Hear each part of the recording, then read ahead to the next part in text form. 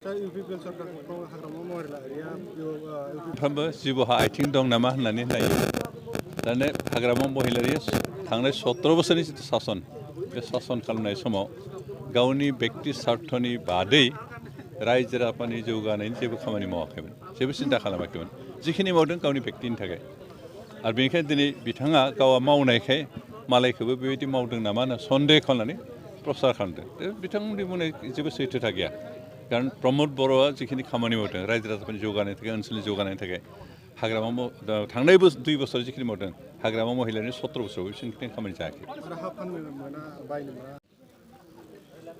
बालाबारियाव खाथि खाला थानाय जिखिनि फरेस्ट ओनसोल रायजो जानाय बर' रायजो राजाफोर दं बिथांमोननो हानि पाट्टा होनाय जाबाय आसलते बे फरेस्ट ओनसोलाव फरेस्ट एक्ट मथे हा मोननाङामोन खिन्थु जोंहा भाग्यआनो मोजां जे 2005 मायथाइयाव भारत सरकारा फरेस्ट एसटि आरो ट्रेडिशनेल फरेस्ट डिवेलपमेन्ट एक्ट होननाय आयेन पास खालामनाय जाय आयेननि गेजेरजों 2005 मायथाइनि सिगाङाव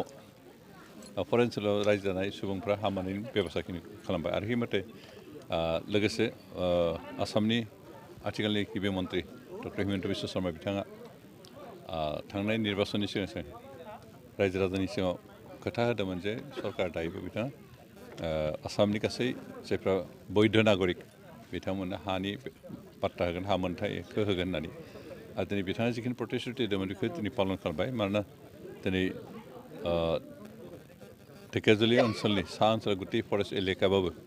बेवहाय इतिमध्य हा गोबांनोनो होनाय जाबाय दिनै माखासे बे बिनि सिगाङावबो होखांबाय आरो किसु बाखि दङ बिथांमोननोबो होनाय जागोन जों आसा खालामदों बे धेकियाजुलि ओनसोलनि सा बाहागोआव फरेस्ट ओनसोलाव रायजो जानाय साफ्रोमबो हानि पाट्टा मोनगोन आरो हानि पाट्टा मोननाय माने जों स्थायि भाबै थांना थानो हानायनि मोन्थाय मोननाय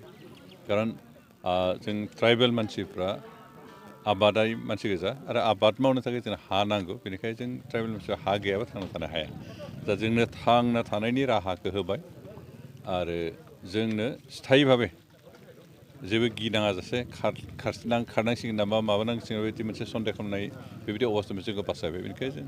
आसाम सरकारनि डक्टर हिमन्त बिश्व शर्मा आसामनि गिबि मन्थ्रि बिथांखौ साबायखर होदों दिनैनिखौ डिटेल्सआव बेसेबां दासिमहालागै मोनाखै खिन्थु जों जेसेबां आसा खालामदों दा जिखिनि होबाय बाखि गोबां दंबावो खिन्थु बिथांमोननोबो गासिबो होनाय जागोन दा नैबे ओनसोलाव मोनसे बारहावा बारबाय थानायखौ जों नुनो मोनो जे एभेक्सन जागोन होननानै एभेक्सन दिनै बायदि हा पाट्टा होबाथ' एभेक्सन जानाय प्रश्नआनो फैया प्रसाराथ' जायो प्रसार खालामगासिनो थागोन एभेक्सन जागोन हारिगोन होननानै खिन्थु बिनि गेजेराव हानि कागजखौ होगासिनो दं आरो हानि कागज होबाथ' एभेक्सन खालामनाय प्रश्न फैया कारण बे मोनसे पार्मानेन्ट थांना थानो हानायनि मोनसे सार्टिफिकेट जायो नैबेयाव सनितपुरनि सानजा ओनसोलाव सतिया समस्तियाव दिनैसिमबो माखासे हानि बेब'स्था बेखौ खालामनाय जागोन बे खालामबाय थागोन पर्यायक्रमै इतिमध्य सतिया समस्तियाव गोबां बाखि दंबावो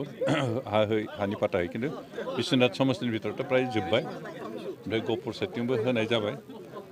बेवहायबो सतिया समस्तिनि भितरावबो किसु एरियाखौ होनाय जाबाय किसु गोबां बाखि दङ खिन्थु बेखौबो होनाय जागोन वाइल्ड लाइफआ एक्सुवेलि प्रप'ज होनना बुंदों बे खिन्थु दासिमहालागै बे पार्मानेन्ट बा स्थायी दासिमहालागै होनाय जायाखै जास्ट प्रप'जाल होदों जायाबो जानांगौ सरकार खिन्थु रिकगनिसन होआखै दासिमहालागै बेनिखायनो जों आसा खालामदों जे